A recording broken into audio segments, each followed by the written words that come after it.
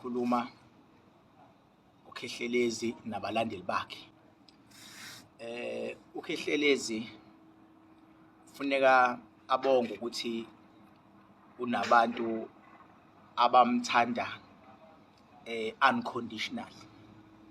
Kunabantu abamthanda e-right, kunabantu abamthanda e-wrong, kodwa lokho angakuthathi kancane, kuyisibusiso nje ukuthi uthandwe abantu noma u-wrong. Ke sibacabangele futhi nabanye abantu abasuke ngempela beza kumuntu omelaphi ngoba ngempela besenkingeni, engenamali, enethemba, engathi umuntu kanjalo angatshela iqiniso.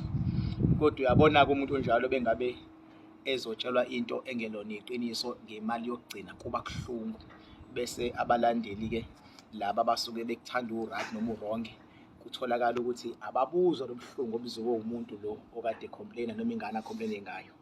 So mina into engicela ukuyicacisa ukuthi ngicela ukuthi ke uKhehlelezi njengoba kuyimanje kukhona into etrendayo ethi usebakhohlise kakhulu abantu kodwa bayamsupport abalandeli bakhe. Ngicela mina ngabadayisa abalandeli bakhe, ngicela ukuthi njengoba bemsupporta asale yena esethula, angaphawuli khona bezommela kahle abalandeli bakhe, ngoba into esengilothisile beke wathi uzama ukukhuluma uvele abadayise kakhulu abalandeli, kanti abalandeli bayazama ukumsupporta, hayi ukuthi ababona abalandeli bakhe Khehlelezi ukuthi ngempela ayikho imali yakhishwa emfuleni, hayi ukuthi ababona abalandeli bakhe Khehlelezi ukuthi ayikho imall eyakho Khehlelezi naye wayekade ewudakaboy exova naye lapha. Bayakwazi lokho abalandeli. Khonopya Mall yakhiwe lo muntu lo oKhehlelezi. Just imagine buku Khonopya Mall inkulu kangakanani, imali ningayikhokhela lapha. Shelly Beach Hospital yakhiwe lo muntu, kodwa ngoba bayamthanda bamsupporta nakuba e-right e-wrong enjalo.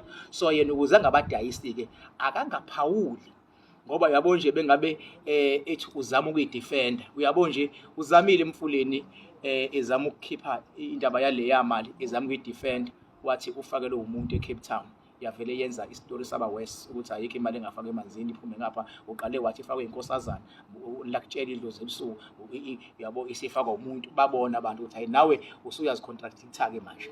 So manje alikho iphutha kuKhehlelezi bengabe kuukuthi he rose from humble beginning, yabo, because actually most of us we rose from humble beginning, yabo. Imumva lethi lona elisenza sibe strong, asikho isizathu, there is no reason ukuthi ufuna ngicacise kabanzi ngemumva lami ngoba vele we rose from humble beginning, of course. But yena uzama ukuchaza manje kahle kahle mina bengivele ngeinkunzi enkathi echaza sekuyavela manje ukuthi le nkampani le ye construction yakhe nogugu loyo icompany yango 2020, kanti iKhonopya lathi uyakhe iqalwe from 2016 ukwakhiwa iKhonopya, yabo. Sekuvela manje into engenasidingo ekuthiwa yena uthe yes I rose from humble beginning.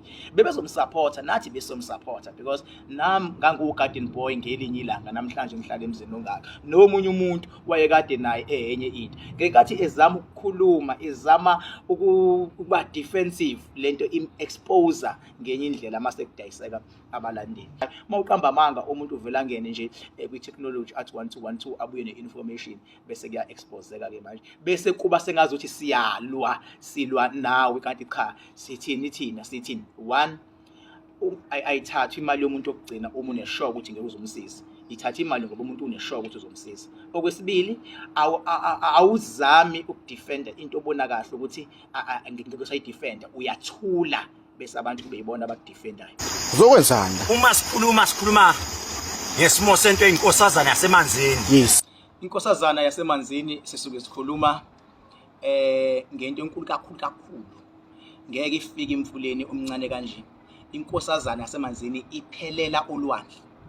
Le mali ogogo ebusuku mangilele bathi kukhona imali efanele ngiyoyilanda emfuleni. Usedidekile ke manje, sekweyogogo manje futhi abafika ebusuku. Niyabona ke balandeli bakho ukuthi uniconfuse kuphi ke manje, ubethe inkosazana uthi sekweyogogo manje.